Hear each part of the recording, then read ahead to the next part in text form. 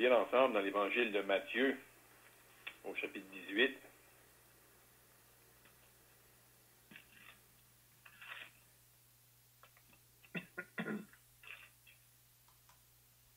Nous allons débuter la lecture au verset 21.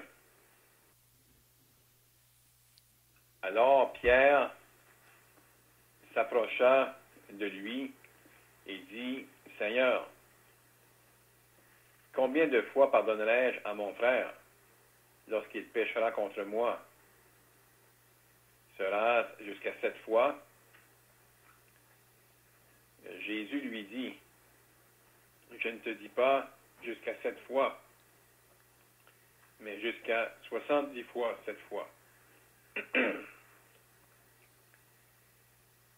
C'est pourquoi le royaume des cieux est semblable à un roi qui voulut faire rendre compte à ses serviteurs. Quand il se mit à compter, on lui en amena un qui devait 10 000 talents. Comme il n'avait pas de quoi payer, son maître ordonna qu'il soit vendu, lui, sa femme, ses enfants et tout ce qu'il avait, et que la dette soit acquittée. Le serviteur, se jetant à terre, se prosterna devant lui et dit, « Seigneur, aie patience envers moi, et je te paierai tout. » Ému de compassion, le maître de ce serviteur le laissa aller et lui remit la dette.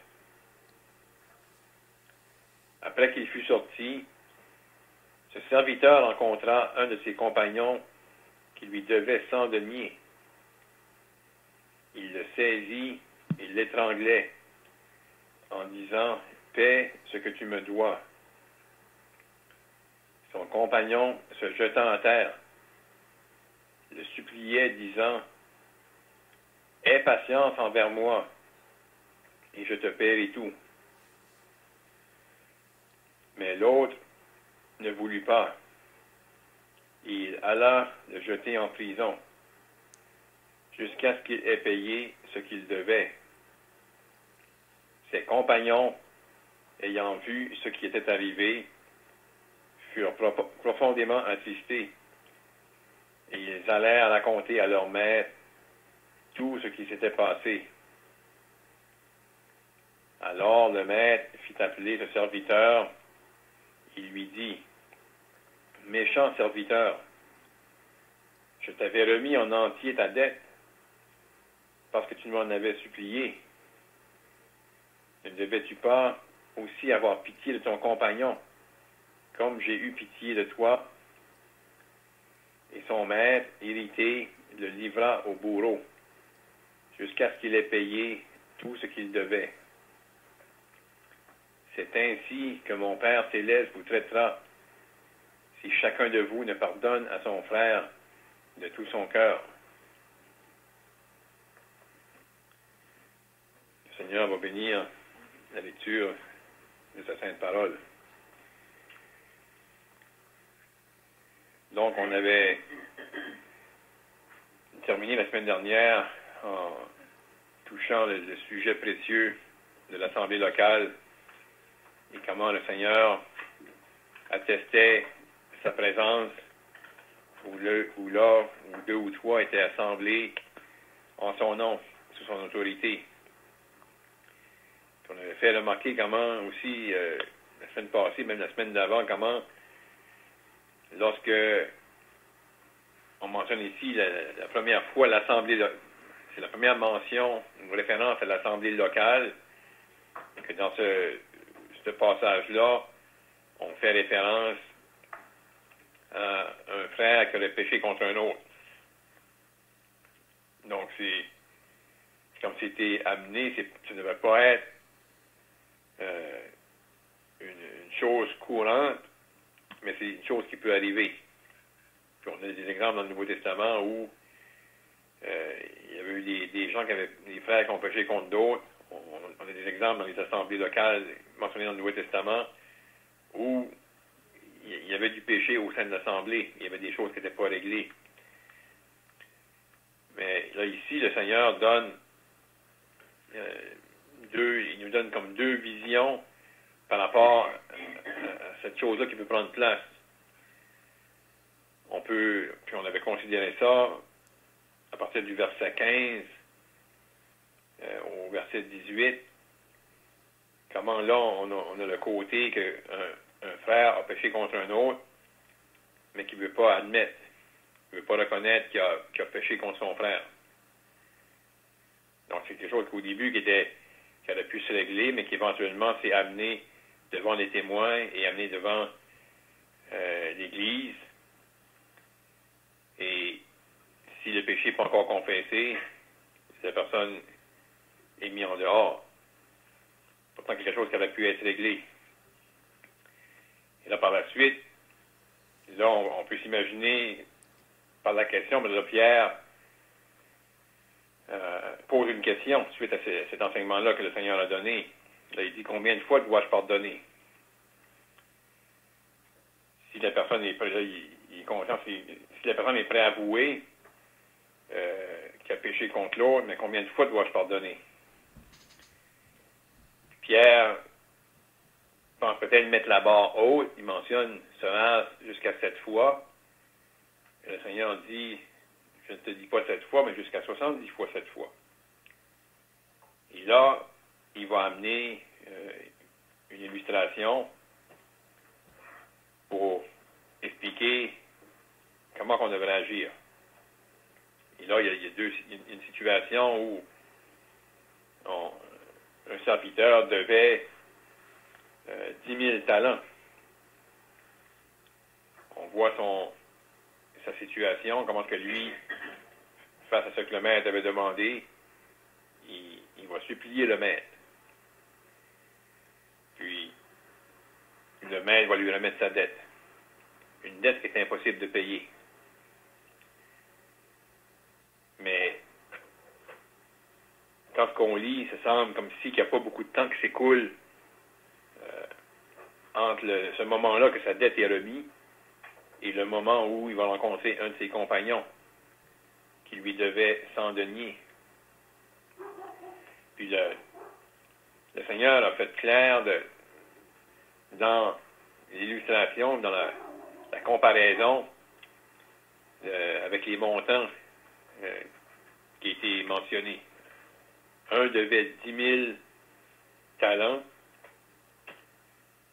et son compagnon lui devait 100 deniers.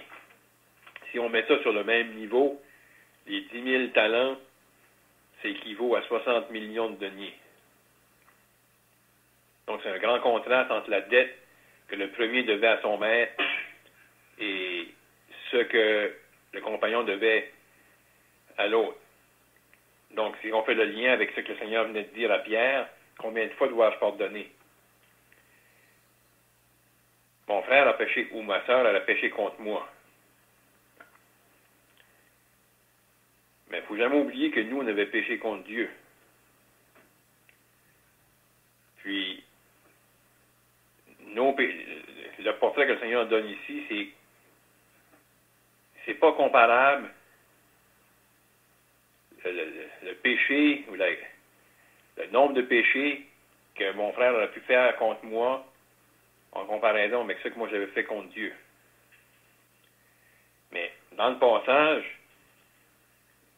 au moment que cet homme-là a supplié le maître, le serviteur qui devait 10 000 talents, il était sincère, puis il reconnaissait qu'il y avait une grande dette.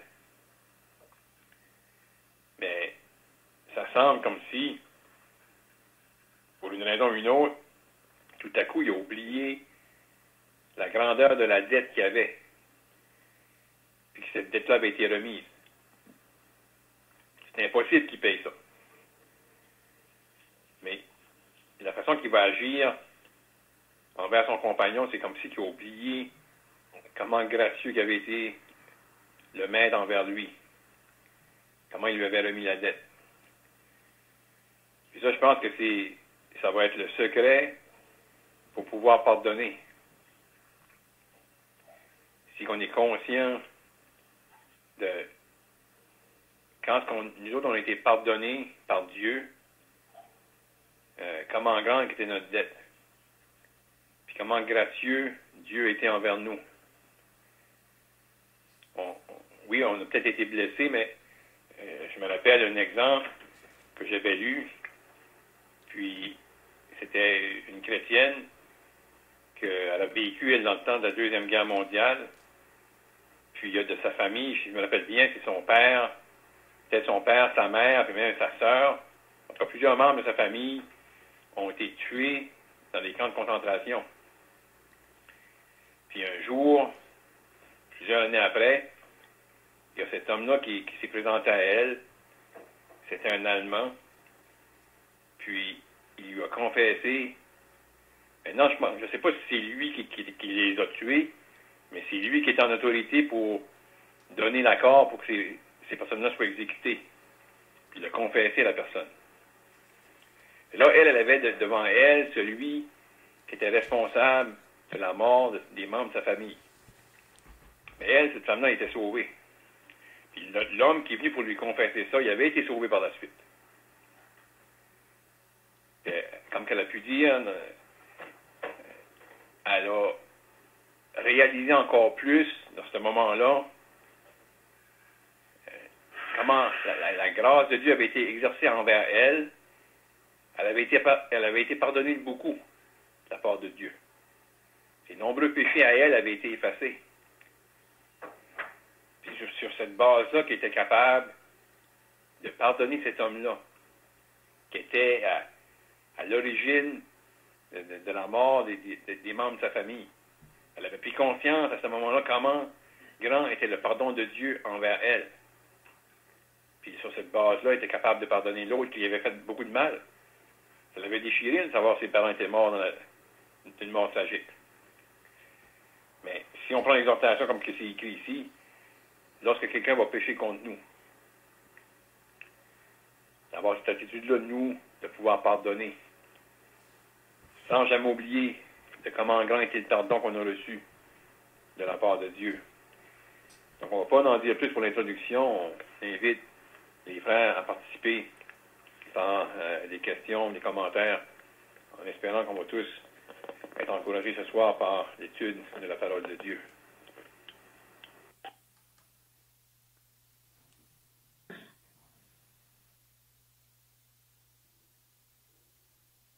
Donc ici, on voit que Pierre, un des apôtres, on voit souvent dans la parole de Dieu que Pierre était souvent le premier à parler ou à agir parmi les apôtres. Probablement que c'était un homme qui était peut-être fonceur, on pourrait dire, de nature même. Là. Mais après que le Seigneur l'a sauvé, on voit que ça restait avec lui. Même on peut voir que Pierre pouvait être comme un leader, si on peut dire. Puis on voit que souvent, c'est lui qui vient au Seigneur pour poser des questions. Parce qu'il faut bien comprendre que ses disciples étaient simplement des jeunes croyants. Ça fait peut-être une année et demie, peut-être, qu'il marche avec le Seigneur Jésus dans son ministère public.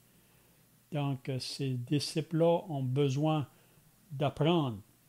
Comme nous, aujourd'hui, nous avons besoin d'apprendre. Puis on sait que quand ça vient en ce qui concerne les choses de Dieu, on n'a jamais fini d'apprendre. On dit qu'il n'y a pas de gradué dans les choses de Dieu. On apprend toujours. Puis même, on a besoin d'être rappelé des choses parce que, vous savez comme moi, qu'on oublie vite. On entend des choses aujourd'hui, puis la semaine prochaine, on aura oublié. Mais Pierre, ici, la raison qu'il s'approche, c'est après là, de ce que Jésus a parlé, comme le frère a mentionné, à partir du verset 15 à 18, concernant un frère qui a péché contre un autre frère. Mais là, ici, quand Pierre s'approche, sa question, puis probablement que nous aussi, on aurait posé cette même question si on ne l'avait pas ici décrit là, de savoir si quelqu'un m'offense, si quelqu'un pêche contre moi, combien de fois je dois le pardonner. Vous savez que l'enseignement des pharisiens, les chefs religieux de ce temps-là, eux disaient qu'on pouvait pardonner jusqu'à 3 fois. Mais on voit que Pierre, lui, il va aller plus loin, il va dire combien de fois pardonnerai-je à mon frère lorsqu'il péchera? Sera jusqu'à 7 fois? Vous savez que le chiffre 7, ça représente la perfection ou la plénitude. Donc on voit que Pierre quand même a été plus haut que l'enseignement des pharisiens. Eux disaient 3 fois, mais lui pense peut-être jusqu'à 7 fois. Mais là, Jésus va lui répondre, je ne te dis pas jusqu'à 7 fois, mais jusqu'à 70 fois 7 fois. Ça veut dire 490 fois. Qu'est-ce qu'on va apprendre par là? C'est qu'il n'y a pas de limite au pardon. Vous savez, parfois, si quelqu'un nous offense, on va le pardonner peut-être la première fois. Peut-être qu'on le pardonnerait la deuxième fois. Puis même des fois, on entend des personnes qui vont dire « Je te pardonne, mais fais-le pas de nouveau. » Mais ça, ce n'est pas la pensée du Seigneur. Donc, qu'est-ce que le Seigneur veut nous faire comprendre ici? L'importance du pardon.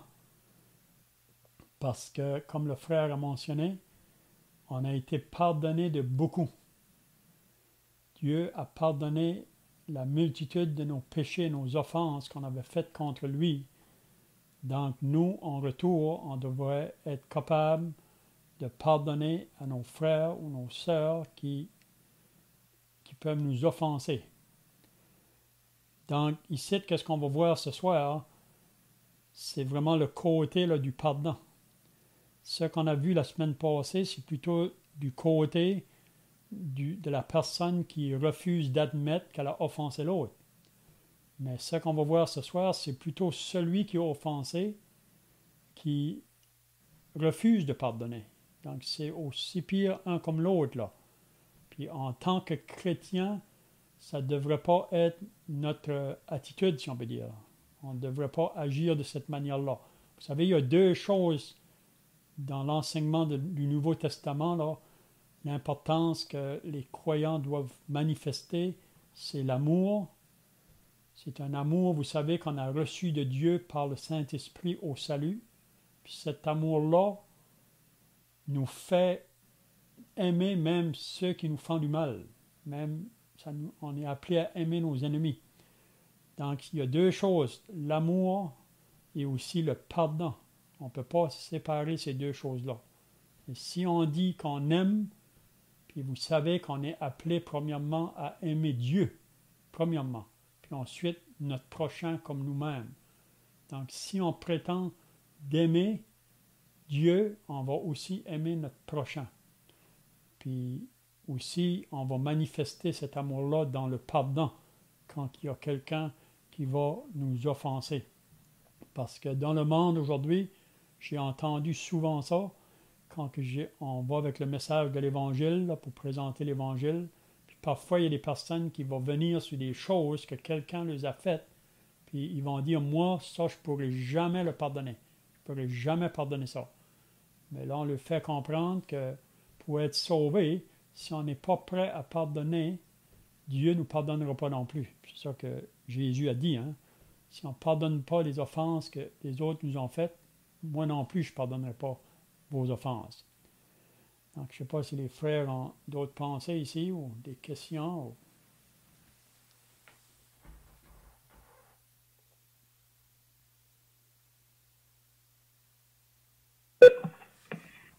On peut voir dans ce passage, ça nous enseigne que même le pardon, il n'y a pas de limite. C'est que le Seigneur, lui, il n'a pas de limite. Il est toujours prêt à nous pardonner, même nous qui sommes sauvés.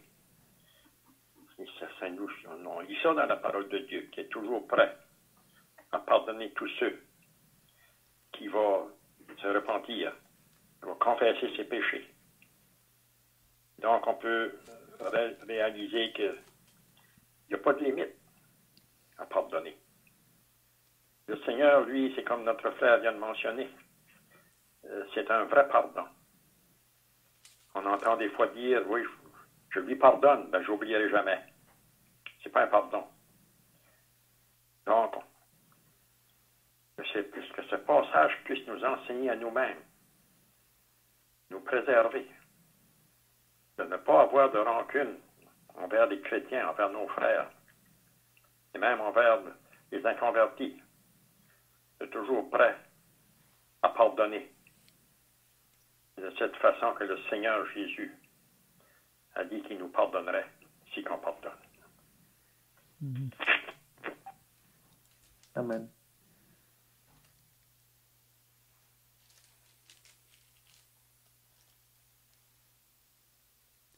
Il y a un passage dans l'Épître aux Éphésiens, hein, quand l'apôtre Paul enseigne aux chrétiens là, de ne pas attrister le Saint-Esprit. Et vous savez bien que si on pêche, c'est de cette manière-là qu'on attriste le Saint-Esprit. Puis si on lit dans Éphésiens 4, à partir du verset 30, c'est là que Paul enseigne ça. N'attristez pas le Saint-Esprit de Dieu par lequel vous avez été scellés pour le jour de la rédemption. Puis là, il mentionne une liste de péchés que s'ils sont permis dans notre vie, c'est qu'on va attrister le Saint-Esprit. Donc, il mentionne cette liste de péchés. Il dit que toute amertume, toute animosité, toute colère, toute clameur, toute calomnie et toute espèce de méchanceté disparaissent du milieu de vous. Donc ici, il faut bien comprendre que Paul parle à des chrétiens. Donc ça, c'est des choses qui étaient dans notre vie passée. Puis vous savez que ces choses-là sont toujours dans la nature charnelle que nous possédons. Donc il mentionne plusieurs choses que dans la vie du passé qu'on manifestait, l'amertume, l'animosité, la colère, la clameur, la calomnie, toute espèce de méchanceté, il dit que ça devrait disparaître du milieu de vous. Puis le verset que je veux souligner, c'est celui d'après, là. Il dit « Soyez bons les uns envers les autres ». Donc c'est ça qu'on est appelé à être envers nos frères et sœurs, puis aussi envers le monde qui nous entoure. Soyez bons les uns envers les autres, compatissants. Ça veut dire d'être prêt à compatir dans le malheur des autres. On est appelé à faire ça. C'est un peu comme le Samaritain qui a vu l'homme sur le long du chemin. Ça dit qu'il y a eu compassion de lui. Puis ensuite, il nous dit, vous pardonnant réciproquement, comme Dieu vous a pardonné en Christ. Donc, pour moi, le pardon, ça devrait être comme l'air qu'on respire à chaque jour pour tenir notre vie. Donc, le pardon devrait être aussi comme ça. Toujours prêt. Si quelqu'un nous offense, nous fait du mal, on devrait avoir ce cœur de pardon. Mais vous savez, qu'en dedans de nous, la nature charnelle s'oppose à ça. Donc, c'est seulement en étant en communion avec Dieu et en marchant une marche par l'Esprit qu'on va être capable de pouvoir pratiquer ces choses-là. Hein?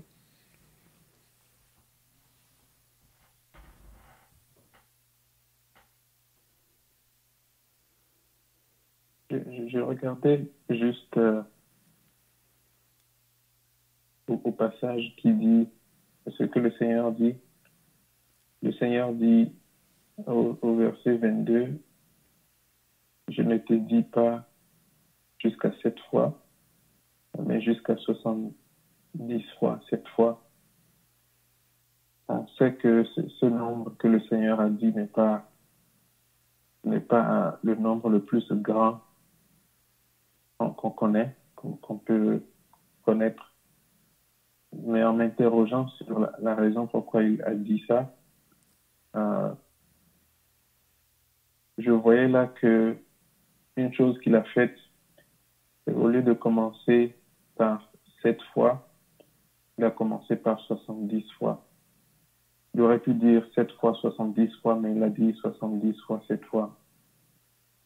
Et puis dans 70, peut-être que en hébreu, je ne sais pas trop ce que ça donne, mais on sait au moins que en français, 70, c'est vraiment 7 fois 5 fois 2. Puis, comme le frère Léon disait tout à l'heure, 7, ça a souvent représenté dans la parole la perfection. Et 5, ça a représenté la grâce. Et là, on voit encore le numéro 2 pour une double mesure. C'est un peu comme si le Seigneur lui disait, avant que toi-même, tu n'estimes vraiment qu'est-ce que la personne mérite comme pardon, il faut d'abord penser à la grâce parfaite, excellente, abondante qui a été faite envers toi-même. Et je pense que ça rejoint ce que le frère Pelletier disait au début en parlant du maître. Il a demandé à son serviteur qu'il devait d'abord considérer comment est-ce que lui, il avait été pardonné avant de porter sa sentence sur celui qui lui devait. Donc le fait que le Seigneur mette d'abord 70 fois avant 7 fois, c'est un peu comme s'il attirait l'attention que il faut regarder comment toi tu as été pardonné avant de vouloir mettre une mesure à ce que tu es capable de faire à l'autre.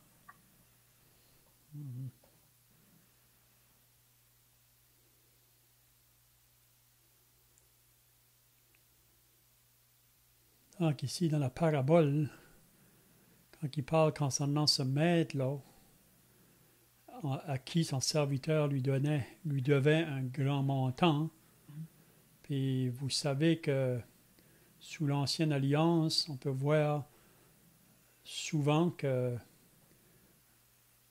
quelqu'un à qui on devait, là, pour avoir son paiement, il pouvait prendre, comme ici on voit, là, celui qui lui devait, il devait vendre ses enfants ou vendre sa femme pour pouvoir payer sa dette. Donc c'était toute une valeur, là. Si vous vous rappelez, dans l'Ancien Testament, un jour, il y a une femme que son mari est mort. On lit ça dans 2 Rois. Puis son mari devait une dette à son créancier. Puis si vous vous rappelez, le créancier est venu voir la femme pour être payé de cette dette, mais elle n'avait pas d'argent.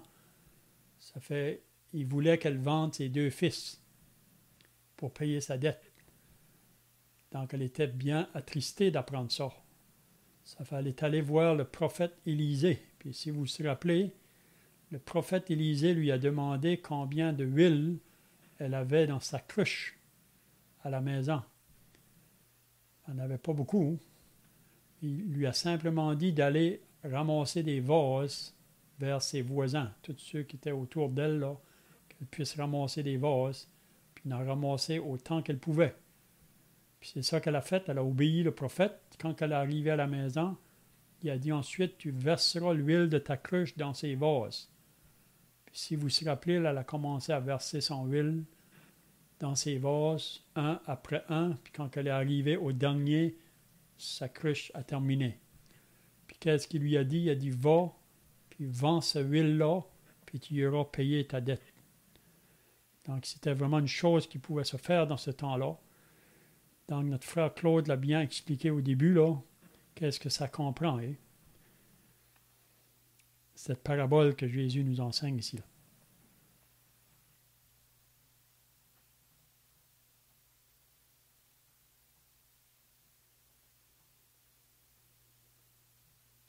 On sait que dans le monde aujourd'hui, pourquoi on entend parler tant de séparation, des bruits de guerre qui se font partout, souvent, c'est la cause qu'il n'y a pas de pardon, même dans des familles aujourd'hui, dans des foyers, entre mari et femme.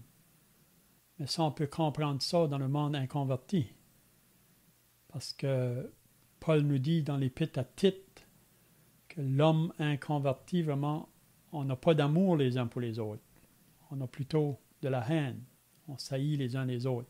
Donc, s'il n'y a pas l'amour, il n'y a pas de pardon. Donc, c'est la raison pourquoi on voit tant de familles brisées, puis tant de problèmes. Mais ici, on peut voir que c'est une possibilité que ça peut venir parmi le peuple de Dieu. Puis la raison, c'est comme on l'a dit, c'est parce qu'on a toujours cette nature charnelle en nous qui veut se manifester. Mais comme on l'a dit, dans une assemblée de Dieu, Dieu ne veut pas que ces choses-là se fassent. Mais ça va se faire. Mais si ça se fait, ce qu'il nous demande, c'est de régler ça. Parce que si on ne le règle pas, vous savez, le péché qui est permis dans l'assemblée, ça peut même amener à détruire une assemblée. Donc, c'est très important qu'il y ait le pardon qui se fasse parmi le peuple de Dieu.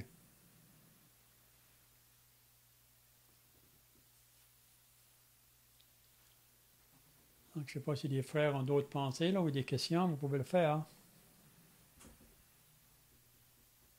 En effet, c'est vraiment encourageant parce que quand on voit même dans Éphésiens 4, c'est comme si dans la deuxième partie d'Éphésiens 4, ça faisait rapport à tout ce qui peut amener la division au sein de l'Assemblée de Dieu, que ce soit mentir à quelqu'un, que ce soit ne pas pardonner, calomnier, toutes sortes de choses qui peuvent se passer et qui peuvent apporter la division entre des frères. Ce sont des choses qu'il faut régler avec la plus grande urgence. Et on peut même voir quelque part ailleurs dans la parole où l'apôtre Paul exhortait un frère, j'oublie le nom de ce frère, mais il l'exhortait à aider deux sœurs, je pense, Évonie et Saint-Tiche, à revenir en de meilleurs sentiments. Parce que la base même de la communion dans le Seigneur, c'est d'abord la communion avec Dieu. Et ça, ça a commencé par le pardon. Parce que la parole nous dit que Dieu était en son Fils réconciliant le monde avec lui-même. Donc, c'est-à-dire, sans le pardon, d'abord, la réconciliation avec Dieu, il n'y a pas de communion entre lui et nous. Et c'est sur cette base-là vraiment que dans le Seigneur, finalement, des frères vont être en communion suivant la parole du Seigneur. Et s'il y a quelque chose qui vient justement pour faire une division entre ces frères-là, parce que la parole nous dit que nous faisons partie les uns des autres. Donc, si quelque chose vient pour semer la division et que on ne prend pas ça au sérieux, ça va vraiment faire du mal à cette institution, on va dire, précieuse, comme le frère disait au début. En fait, le sujet du pardon est vraiment central en ce qui concerne même on va dire, la prospérité de l'Assemblée locale.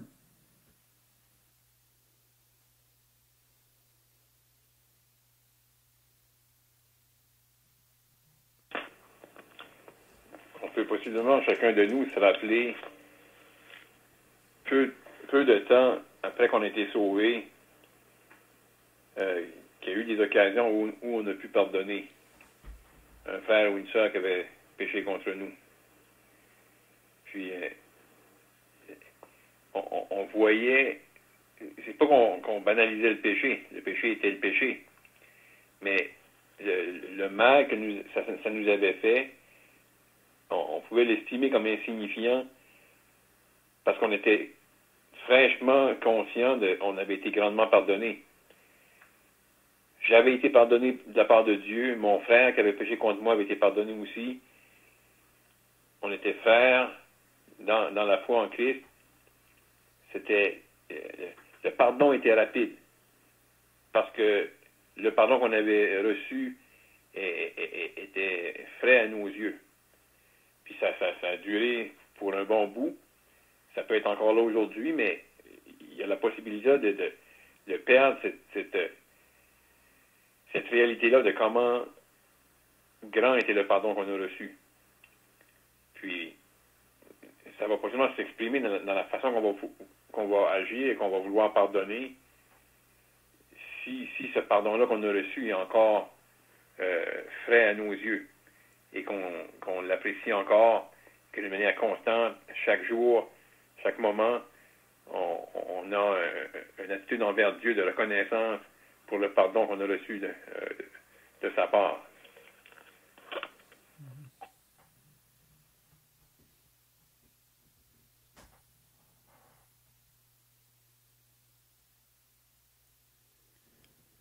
Même avant d'être sauvé, si on avait offensé un autre, c'est pas quelque chose qui nous dérangeait bien. Parce que même on pouvait prendre plaisir à ça. Puis, concernant le pardon, on n'avait pas ça non plus. Et c'était quelque chose que dans la nature humaine, on ne fait pas. Mais quand on devient chrétien, comme le frère vient de dire, juste après qu'on est sauvé, puis la raison, c'est parce que le Saint-Esprit habite en nous, habite dans chaque chrétien, puis on devient sensible. Si quelqu'un nous offense, puis il vient pour s'excuser, on veut le pardonner. Mais c'est pas normal si on n'a pas ce désir-là comme chrétien. Vous savez, comme enfant de Dieu, comme que Jean nous dit dans son épître, on ne peut pas dire qu'on aime Dieu qu'on ne voit pas, si on n'aime pas notre frère qu'on voit. Donc, ça devrait être la chose normale pour l'enfant de Dieu, de vouloir être prêt à admettre s'il a blessé un autre, s'il a offensé l'autre, puis aussi être prêt à pardonner. Parce qu'ici, on voit là, dans le passage, vous savez, dans la première chose qu'on avait vue la semaine passée, c'est le frère qui refusait d'admettre qu'il avait offensé l'autre. Puis vraiment, ça l'a apporté en dehors de l'assemblée. C'est ça qu'on voit. C'est pas que Dieu voulait ça. Dieu veut que ça se règle. Il y a une manière que ça peut se régler.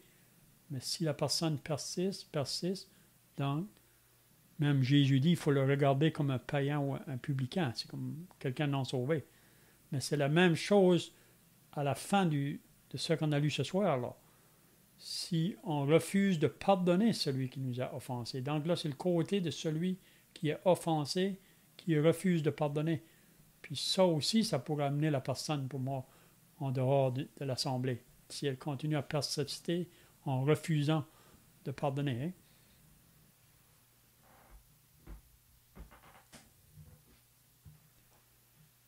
Je ne sais pas s'il y a des questions pour terminer. Là, je vois que le temps est mal passé. Si quelqu'un a des questions pour terminer, ou d'autres commentaires. Ce que le frère Pelletier a dit, ça fait penser à 1 Corinthiens 6, par exemple, l'apôtre au verset 6-7, ça dit, mais un frère plaide contre un frère, et cela devant des infidèles. Bon. C'est déjà certes un défaut chez vous que d'avoir des procès les uns avec les autres. Pourquoi ne souffrez-vous pas plutôt quelque injustice? Pourquoi ne vous laissez-vous pas plutôt dépouiller? Et quand on pense au début du salut, quand on est fraîchement sauvé, on se prend vraiment pour insignifiant devant Dieu. C'est-à-dire que quand on est fraîchement sauvé, on admire vraiment le travail que le Seigneur Jésus-Christ a fait pour nous. Et on n'a pas d'égard pour notre propre personne. Mais on a les yeux, on peut dire, tournés vers le Seigneur. Donc, même si quelqu'un nous fait quelque chose, on ne se sent même pas digne même on va dire, de faire un reproche quelconque, parce qu'on regarde au Seigneur. En plus on avance dans la vie chrétienne, en plus la chair va vouloir refaire surface. Et là, du coup, quand la chair veut faire surface, on commence à perdre de vue, en fait, que c'est vraiment le Seigneur parmi nous qui est le plus grand et c'est à lui qu'on doit regarder. Et ça aussi, c'est une chose qui peut venir et faire qu'on veut, on veut à chaque fois aussi prouver notre point ou des choses comme ça. On commence à manquer de douceur. Mais quand on regarde au Seigneur Jésus-Christ, ce que lui il a fait pour nous et qu'on se considère vraiment, comment je peux dire, on se prend pas pour quelqu'un ou pour quelque chose. On peut avoir la force et la patience du Seigneur pour pouvoir traiter certaines situations. Puis si on pense même au Seigneur Jésus, là, face aux offenses que les hommes lui ont faites, toutes les meurtrissures, les blessures qu'ils lui ont causées, puis sur la croix, ce sont ses premières paroles. Père, pardonne-leur, car ils ne savent pas ce qu'ils font. Même Étienne, le premier martyr de l'Église, après que les gens sont entourés autour de lui pour le lapider, il pouvait dire ne leur impute pas leurs péchés. Même Étienne était prêt à pardonner. Donc ça devrait être dans le cœur de chaque croyant. Mais c'est comme j'ai dit tout à l'heure, on ne peut pas le faire par nos propres forces. Ça prend la puissance du Saint-Esprit en nous pour accomplir ces choses-là. Mais je vois le temps est passé, donc si un frère veut terminer par la prière, puis si quelqu'un a un cantique pour terminer, on peut le faire. Céleste, au nom du Seigneur Jésus-Christ, nous voulons, en terminant encore, te remercier pour ce temps que nous avons eu ce soir pour pouvoir te prier et ouvrir ta sainte parole et être nourri par tes saintes écritures. Père, on te remercie pour ce si grand pardon qu'on a reçu en ton Fils. Nos péchés ont été pardonnés, nous avons été lavés par son sang précieux. Père, on te prie qu'on pourrait toujours avoir devant nos yeux ce si grand pardon qui était notre part et qu'on pourrait avoir constamment cette attitude de vouloir pardonner ceux qui nous ont offensés. Donc on te prie ces choses, on te prie encore que tu puisses garder dans nos cœurs cette parole qu'on a considérée ce soir. On te prie au nom du Seigneur Jésus-Christ. Amen. Amen.